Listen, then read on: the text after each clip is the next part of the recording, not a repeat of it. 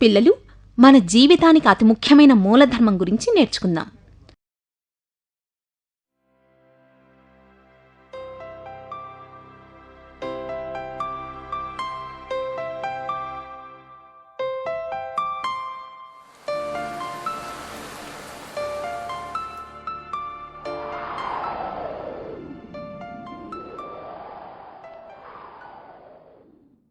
అయితే ప్రాణులకు అవసరమైనవి ఏమిటి? సూర్యరశ్మి, నీరు, మట్టి మరియు గాలి లేకుండా మనం జీవించగలమా? జీవించలేం కదా. ఇలా ప్రాణులు జీవించడానికి కొన్ని ముఖ్యమైన మూలధర్మాలున్నాయి. వాటిలో గాలి ఒకటి. గాలి మనకు ఎందుకు ముఖ్యం? మనం అంటే మానవులు మరియు జంతువులు గాలి పీల్చుకుని బతుకుతాం. మొక్కలు కూడా గాలిని ఉపయోగించి ఆహారం తయారు చేసుకుంటాయి. అయితే ఈ గాలి ఎక్కడుంది? గాలి మన చుట్టూ ఉన్నా దానిని మనం చూడలేం, కాని ఆస్వాదించగలం. గాలి దేంతో తయారవుతుందో మీకు తెలుసా? అనేక రకాల గ్యాసెస్ కలిసిన మిశ్రమం గాలి.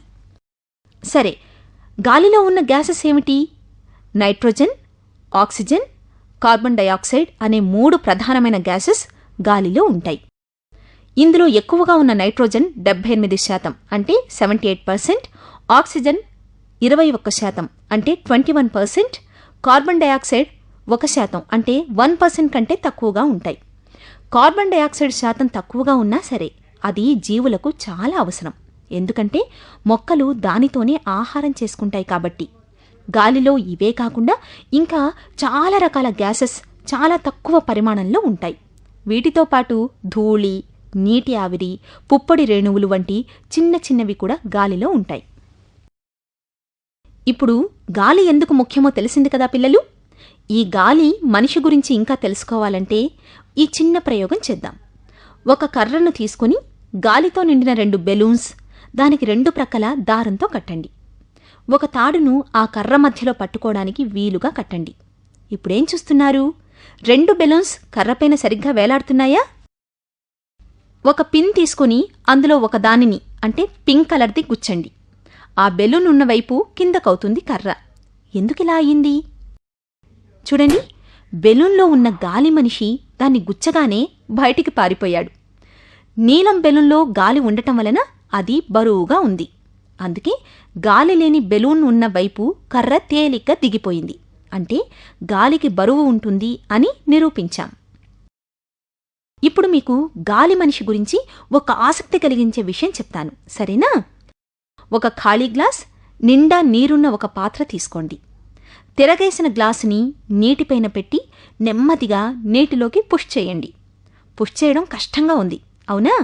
దానిని అలాగే పట్టుకుని గట్టిగా పుష్ చేయండి. అయినా నీరు గ్లాసులోకి రాదింకా.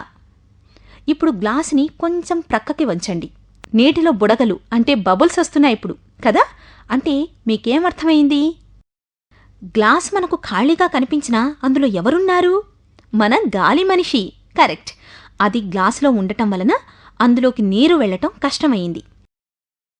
ఎప్పుడైతే మీరు దానిని పక్కకు వంచారో అప్పుడు గాలి మనిషి బయటకు వచ్చాడు. నీటిని లోపలికి వచ్చేటట్టు చేశాడు. భలేగా ఉంది కదూ. అంటే గాలి మనిషిని బంధించవచ్చు. గాలి మనిషి గురించి మరికొంచెం. మనకు గాలిలోని ఆక్సిజన్ బతకటానికి కావాలి. ఇంకా గాలిలో ఏమేం కావాలి చూద్దామా మరి? 2 కొవ్వొత్తులు, ఒక గ్లాస్ జార్ తీసుకోండి. రెండింటిని వెలిగించండి. ఒకదానిపై గ్లాస్ జార్ మూయండి.